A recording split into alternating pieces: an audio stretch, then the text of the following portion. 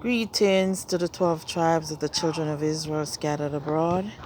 I'm Lily of the Valley. In the name of Jehovah our Creator and Jesus Christ of Nazareth our King, I'm going to present to you today the treaty, the 1738-39 treaty between Town, also called Trelawney Town, and the Accompong band of Maroon. Each Maroon band had its own treaty. Some Maroons didn't sign any treaties with the colonial powers.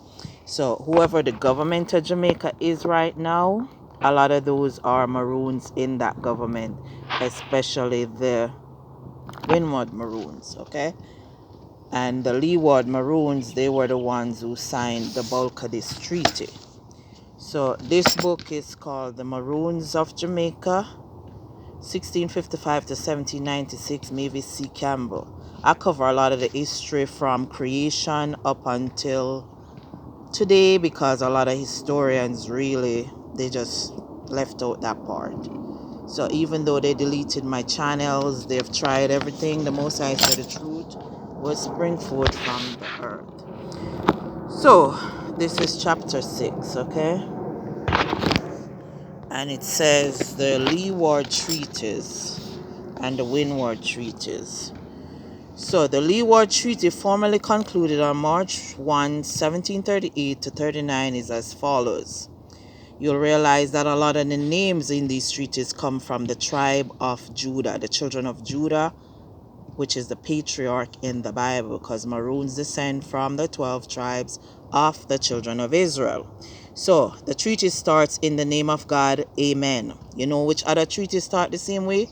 The Mayflower Compact Treaty, because our foreparents rule Christ's kingdoms. All those kingdoms ruled by black kings, queens, chiefs, chiefesses, prophets, prophetesses, colonel, armies. We are armies and we rule worldwide. So when they wanted quote-unquote democracy, they took out a lot of the children of Jacob Israel who were ruling worldwide. Notice democracy is on its last leg because it's not sustainable, because the people who run it, they're criminals. And you can see Obadiah's prophecy for that. Most of them just want resources, slaves, dominion, but the dominion that they want is not going to prevail against Christ's church. So we, the Maroons, fought all those wars. We're still descendants of the kings and the queens who signed these treaties. Because remember, democracy didn't exist when we signed these treaties. So it says, in the name of God, amen. Whereas Captain Cudger, Captain Accompong, Captain Johnny, Captain Coffee, Captain Qua, and several other Negroes, their dependents and adherents, have been in a state of war and hostility for several years past against our sovereign Lord the King and the inhabitants of this island, and whereas peace and friendship amongst mankind and the preventing of effusion of blood is agreeable to God, consonant to reason, and desired by every good man, and whereas His Majesty George II, King of Great Britain, France, and Ireland, and of Jamaica, Lord Defender of the Faith, etc., has by letters patent dated February the 24th, 1738, in the 12th year of his reign, granted full power and authority to John Guthrie and Francis Sadler, Esquires, to negotiate and finally conclude a treaty of peace and friendship with the aforementioned Captain Cudjoe and the rest of his captains, adherents, and others, his men. They mutually, sincerely, and amicably have agreed to the following articles. First, that all hostilities shall cease on both sides forever. Secondly, that the said Captain Cudjoe and the rest of his captains, adherents, and men shall be forever hereafter in a perfect state of freedom and liberty, excepting those who have been taken by them or fled to them within 2 years last past, of such are willing to return to their masters and owners with full pardon and indemnity from their said masters or owners for what is past, provided always that they are not willing to return. They shall be in subjection to Captain Cudger in friendship with us according to the form and tenor of this treaty. So you can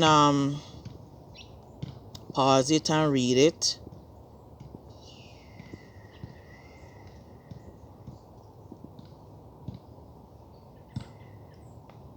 So, seventhly, in case this island be invaded by any foreign enemy, the said Captain Cudger and his successors herein after named or to be appointed shall then, upon notice given, immediately repair to any place the governor for the time being shall appoint, in order to repel the said invaders with his or their utmost force, and to submit to the orders of the commander-in-chief on that occasion.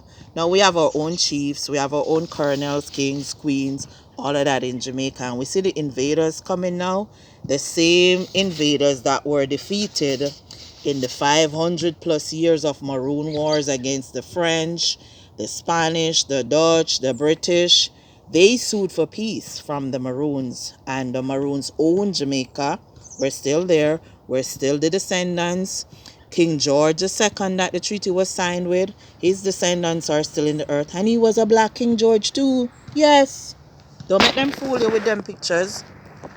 Okay? So this is the last part of it. You can pause it and read it. And this treaty is forever. Forever means it doesn't end. And the fact that Jamaica is won by the Maroons through war means the treaty never ends. The island is owned by Maroons. Maroons are Negroes who descend from the 12 tribes of the children of Israel. It was always a theocracy. Just like the people on the Mayflower were pilgrims and Puritans, are the same people them. All the Americas belong to us because our parents owned it. Democracy not gonna help nobody except for them to come in and steal our nations through fraudulent ballot boxes. Okay? So when them say Maroons don't exist, democracy is what don't exist. Because Maroons are a nation of people in Genesis 10 who descend from Shem, Abraham, Isaac, Jacob, also called Israel. And we are Jehovah's children. Jehovah is our king. We have a theocracy. We have parishes, parishioners. Those come from church, from Christ.